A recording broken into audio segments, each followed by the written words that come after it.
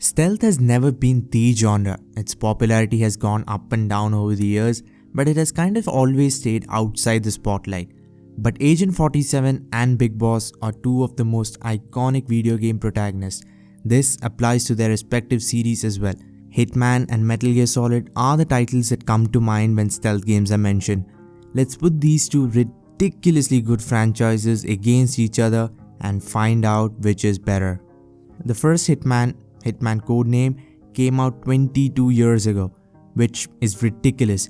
I mean, the last game came out a year ago. The longevity the series has had is even more impressive when you consider how obscure stealth games have been. For 21 years, Hitman games have come out regularly. Even GTA had only about 16 years of consistent releases before the 10-year wait that doesn't seem to be ending anytime soon. And it's not just that. The franchise has re-innovated so many times. The first Hitman had potential, but it was on the messier side. Hitman Silent Assassin is the best game in the series for me. Hitman Contracts was a bit of a letdown. It felt like a DLC to Silent Assassin. Then Square Enix bounced back with Blood Money, a classic and a fan favorite, and a game that was way ahead of its time. It was time for another low with Absolution, which kind of lost its identity as a Hitman game. It was more Max Payne than Hitman, and gamers let developers know it too, which was heard, and the rebooted trilogy goes back to the ways of Blood Money and Silent Assassin with its huge maps and non-linear gameplay. The trend of going up and down with each release for 2 decades is undeniable, but the thing is, the lowest of lows, which for me is Contracts, it's still a good and fun game. Hitman went strong for 21 years, but technically Metal Gear went on for 26 years, and more impressively, each game is a classic. But what about Metal Gear Survive, you say? It's not a main entry even though it takes place in the same world. The thing that stands out about MGS is its focus on the narrative. Let's be honest, stealth titles have no story. A cutscene here and there, sometimes before and after a mission, which is there to only serve its purpose of taking you to the map. Take Hitman. I don't think I was ever invested in a cutscene. They're exposition dumps that will never hold your attention. But MGS has cutscenes, and not just any cutscenes, but cutscenes that will literally go on and on and on. But the crazy thing is, it still manages to keep you engaged. The one time the plot wasn't given attention, it really did bring the game down. MGS 5 had without a doubt the best gameplay in a stealth game, but the lack of a story or a complete story was felt.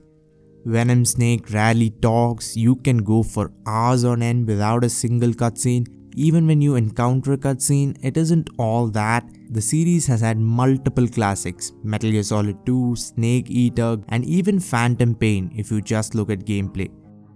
Hitman is the quintessential slow burn. It just builds and builds and builds, sometimes for hours even, where you aren't doing anything significant, walking around, picking something here, investigating a potential assassination opportunity, poisoning a drink here, overflowing a sink there, until everything is in place.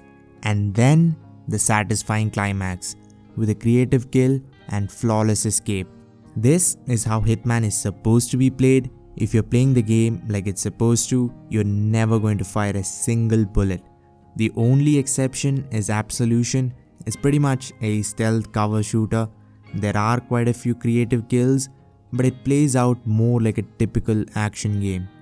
But the rebooted trilogy and the older ones give you almost complete freedom, especially these new ones.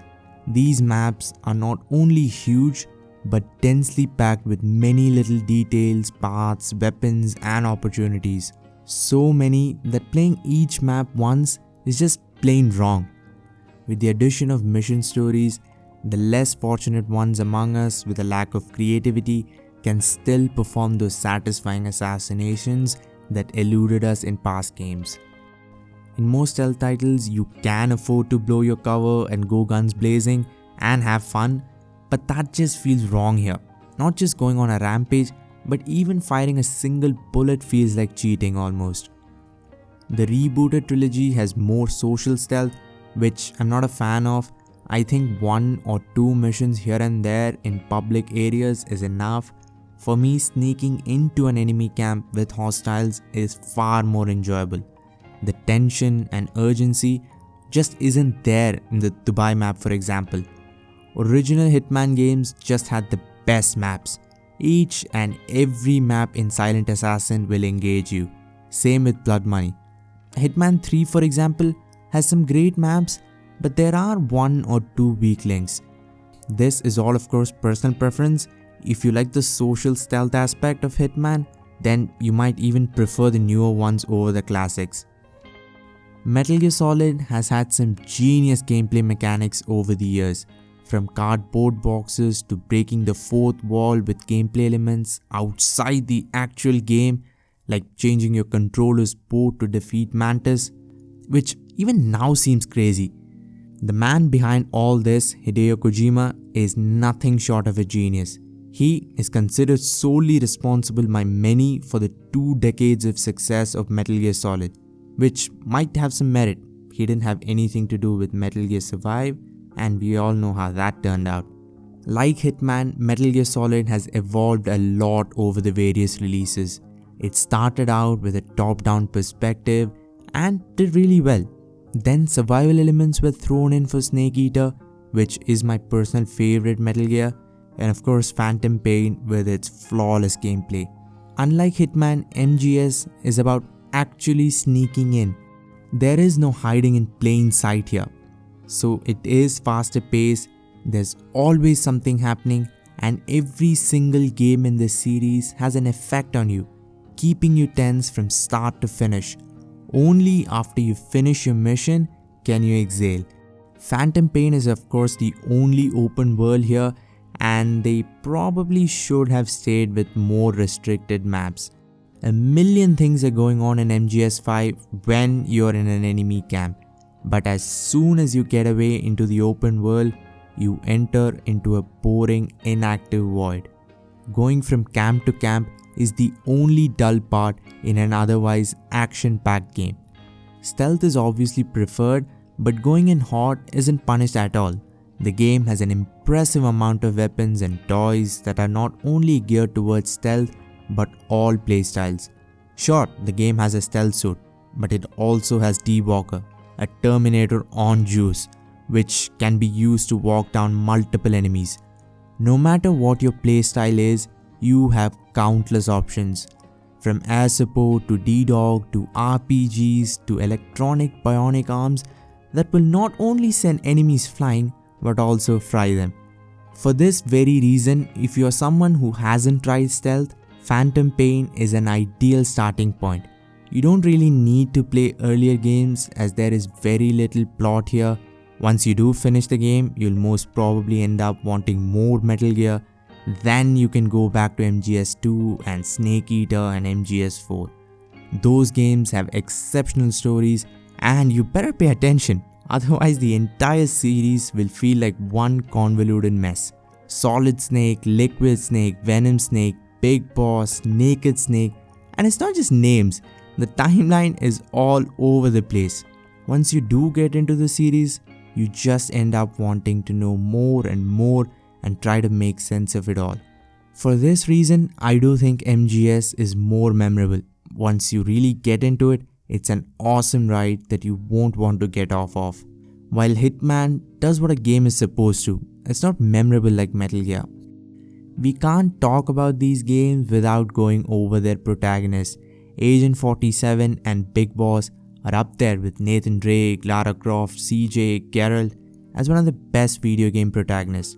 47 doesn't speak much, shows no emotion, but still has his aura around him. His look, black suit, red tie, parkour on his bald head, and for a cold-blooded killer, he is very, very funny. Big Boss on the other hand is part of a world that is absolutely crazy, with every kind of silly, crude and downright absurd situations that we see him get into. Like Agent 47, he is a professional. But I think Big Boss is great because of the world around him and all its absurdity. I probably would be a fan of his in any other game world, but the world and characters that Hideo Kojima has created here is what makes Big Boss so iconic. So, which series is better? For me, it is Metal Gear Solid.